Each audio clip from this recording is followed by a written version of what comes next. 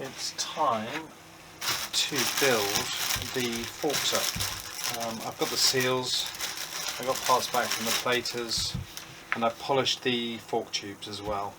So the process is going to be a reverse of the disassembly, but obviously with cleaner parts. One bit I'm a bit disappointed with is I opted not to send these top caps or top nuts off for plating, but in hindsight I should have done that because they're pretty gnarly. First job after oiling is to insert the stanchion back into the tube. I've pre-oiled the tube as well because the first attempt felt a bit dry. I've got brand new Honda OEM fork seals. Okay, the seals feel pre-greased, so I'm going to leave them as they are.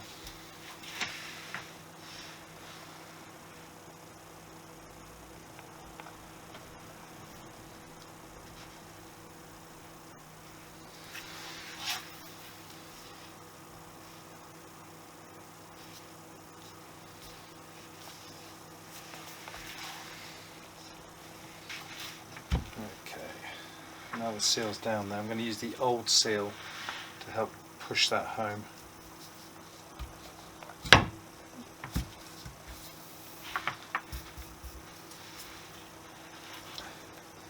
don't know if I'm going to have to tap this gently with something to get it to seat. I've got the old seal sat on top of the new seal. I don't want to beat it directly with a hammer, so I'm just going to use this wooden handle to see if I can tap it down evenly.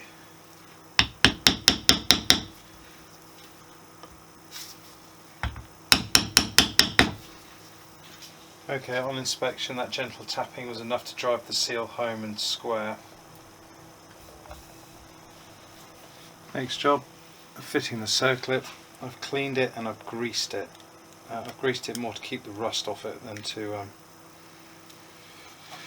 to help it fit.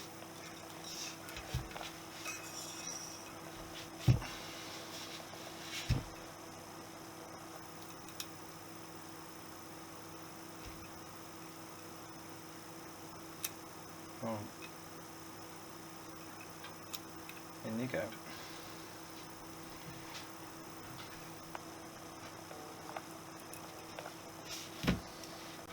Okay, once again I used the old seal just to tap down on top of the Circlip and made sure that that is seated in place properly.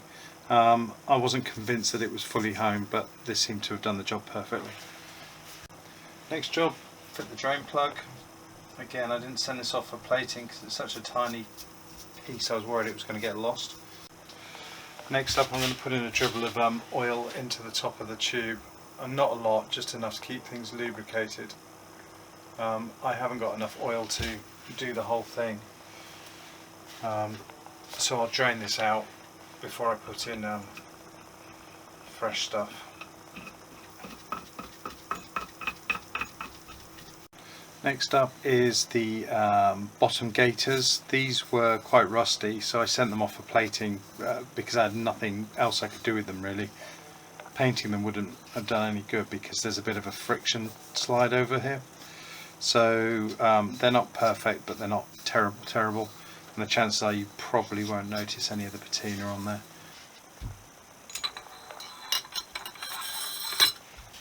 Try and pick the best face forward.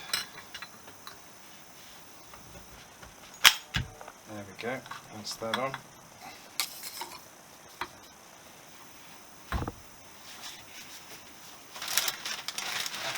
What were rusty springs, but I cleaned them up on the wire wheel, and I've thoroughly greased them to stop help stop corrosion coming back.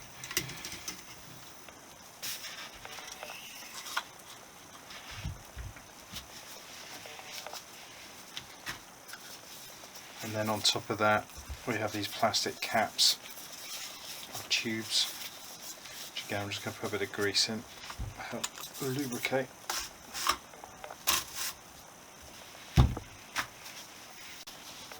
And that is one assembled fork, which I'll put in a bag out of the way until we're ready to assemble it into the bike. Okay, I'm very pleased with the way the fork has come together. It is a lot better than it was when it came off the bike. There's no evidence of rust. We've got new seals. This is now plated, although if you look carefully you can still see the rust patina underneath there, but it'll do. Being zinc plated, it'll be corrosion resistant from now on. So yeah, and the fork tube's all polished up, although they could do with another polish because I've got my greasy fingers all over them. So yeah, very pleased. 2 rebuilt front forks with a little bit of oil, freshly cleaned parts, freshly plated parts, all looking good and all feeling good. So they're ready to go back in the bike when the bike's ready to accept them. Lovely, not bad for an hour's work.